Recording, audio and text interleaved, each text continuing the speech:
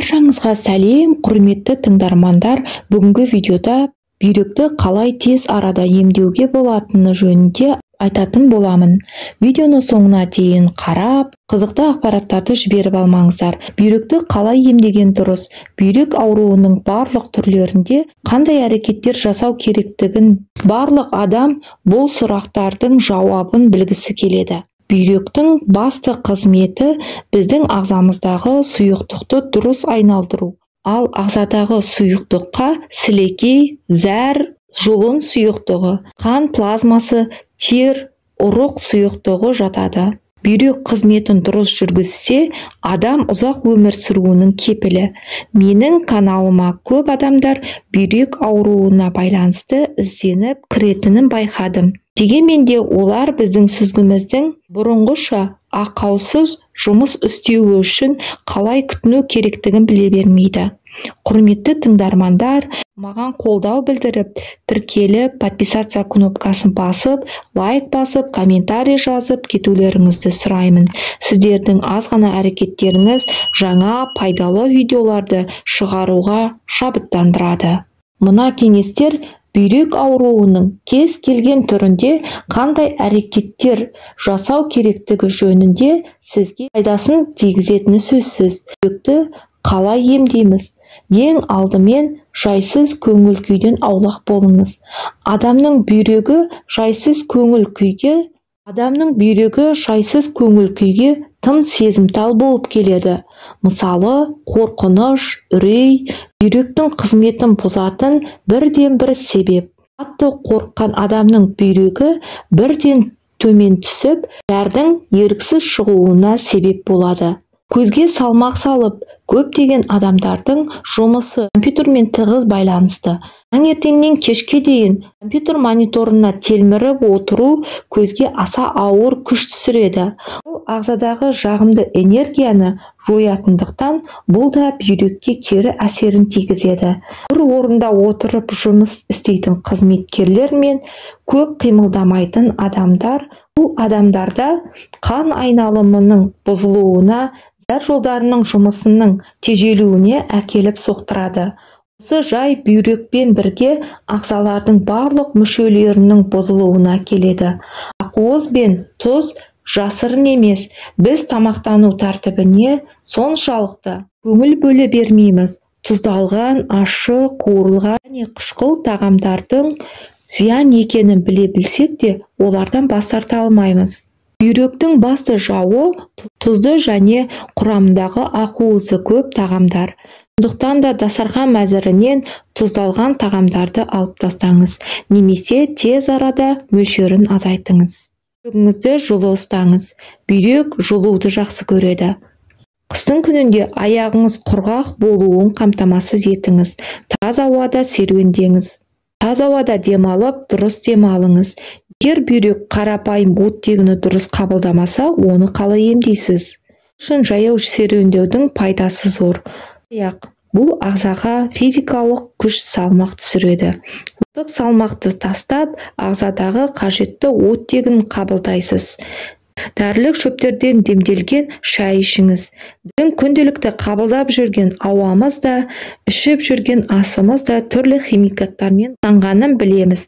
Сондықтан да ағзаңыздың сүзгісі саналатын құм, тас, тұз сияқты қажетсіз заттардан тазалап отырыңыз. Бүйрекке арналған түрлі дәрілік шөптерден кез келген дәріханалардан қолжетімді бағадан таба аласыз. Дәрі ағзаға ешқандай зияны жоқ. Таблетка, антибиотик секілді дәрі-дәрмектерді ішуді азайтыңыз. Дәрілік препараттардың синтетикалық түріне жиі жүгінуден аулақ болыңыз. Түрлі химикаттардан жасалатын препараттар бүйректі отырғызып, қақпайлап, тас пайда болуына себеп болады. Сондықтан дәрі-дәрмектің шөптен жасалған түріне басымдылық берген жөн. Дәрігердің бәрі білгір емес. Сол кездері дәрігерлерге деген сенім азайып бара жатқанын көзіміз көріп, құлағымыз естіп жүр. Мықты мамандардың көпшілігі зейнеткерлікке шығып кеткенін жиі айтады үлкен кісілер. Сөздердің шындыққа жанасатын кездері де болады. Кейінгі кездері жас мамандар жарнамадан көрген дәрілерді жазып берумен шектеледі. Олардың құрамы күрделі ағзаға сіңімділігі де қиын. Дәрілік бүйрекке тас, құм, тұз жиналуына соқтыруы мүмкін. Бүйрек ауырмай, алдын ала жасалған күтім, яғни ашуланудан аулақ болып, жүйкеңізге салмақ салмай, дұрыс тамақтанып, киініп және жиі серуендеңіз. Көтеріңкі көңіл күйде жүріңіз. Бүйрегіңіз ғана емес, бүкіл ағзаңыз саулықта болып, ұзақ өмір сүрудің кепілі болмақ. Енді үй жағдайында өзіңіз ем болатын бүйректің жұмысын жеңілдетуге болатын бірнеше ем шараларды айтатын боламын, қажетін таңдап алыңыз. Сұлы бүйректі үй жағдайында сұлымен тазарту үшін 1 шай қасық тазартылған сұлы дәніне 1 стақан қайнаған су құю керек. Дайын болған тұнбаны термосқа құйып 12 сағат тұндырасыз. Таңертең дайын болған тұнбаны сүзіп алып, 1 шай қасық бал қосып, таңғы ас ретінде ішесіз. Бұл бүйректі тазалауға ең қарапайым әдіс. Көктерек қабығы, асина. Бүйректегі ет өсіндісіне ем. Көктерек қабығының ұнтағын күніне 3 рет 1 шай қасықтан ас ішерде алдын көп мөлшердегі сумен қабылдайды.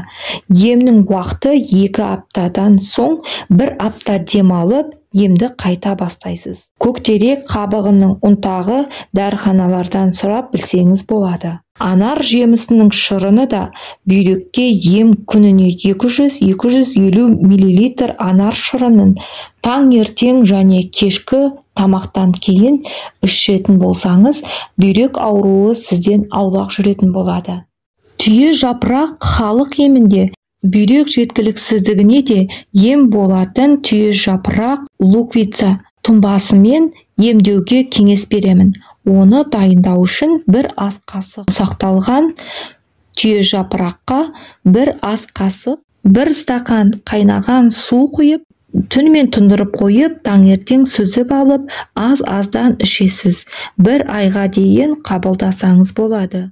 Шөптер жиынтығы: қырмызы гүл, календула, жалбыз, мята, жау жапырақ, мелисса. Шөптер жиынтығын бүйрегіңізді құм мен тұздардан тазартады. Бүйрегіңізді құм мен тұздардан тазалағыңыз келсе, аталған шөптерді бірдей мөлшерде алып, ұнтақтап, араластырып, 4 ас қасық 0,5 литр қайнаған суға салып, отқа қойып, қайнауға дейін жеткізіп, кейін термосқа құйып, түнімен тұндырып, күніне 1 рет 100 граммнан 3 ай бойы кез келген уақытта астан жарты сағат бұрын ішу керек. Құрметті тыңдармандар, видео ұнаса лайк басып, арнама жазылуды және де қоңыраушаны басуды ұмытпаңыз.